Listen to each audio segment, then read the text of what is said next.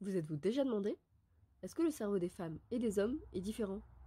Pour répondre à cette question, nous avons interrogé Sylvie Thirion, qui est maître de conférences en physiologie et neurosciences à Aix-Marseille Université, ainsi qu'autrice du livre La science de l'amour. Pour cela, nous l'avons rencontrée à l'Institut de neurosciences de la Timone. Une des premières différences entre les hommes et les femmes concerne la taille du cerveau. En effet, celui des femmes est 10% moins volumineux que celui des hommes. Mais ce n'est pas pour autant qu'elles sont moins intelligentes. D'ailleurs, Einstein avait un cerveau plus petit que la moyenne. Une autre différence se trouve au niveau de l'hypothalamus. Alors, petit point rapide, qu'est-ce que l'hypothalamus?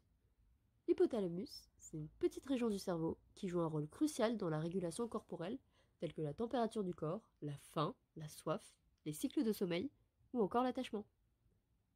Il est composé de plusieurs noyaux, dont certains diffèrent selon qu'on soit un homme ou une femme. C'est le cas du supraoptique. Celui-ci est plus gros chez l'homme. Mais à quoi peut-il bien servir? Eh bien, des expériences ont été faites chez le rat pour le savoir. Lorsque celui-ci leur était retiré, ceux-ci ne présentaient plus de comportement sexuel. A l'inverse, lorsque celui-ci était stimulé, le comportement sexuel était exacerbé. Et chez la femelle alors? Eh ben rien. Stimuler le supraoptique ne donne rien. Chez la femelle, le noyau qui stimule le comportement sexuel, c'est le ventromédian. L'éducation et l'apprentissage influencent nos comportements.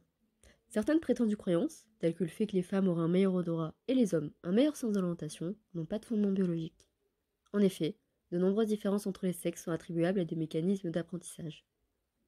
Les exemples précédents pourraient s'expliquer par le fait que les garçons sont plus souvent encouragés à jouer dehors, tandis que les petites filles, elles, sont plus encouragées à rester à l'intérieur avec leur mère.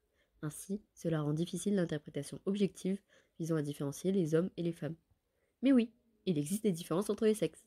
Elles sont d'abord atomiques, fonctionnelles, mais il y en a aussi qui sont liées à notre environnement.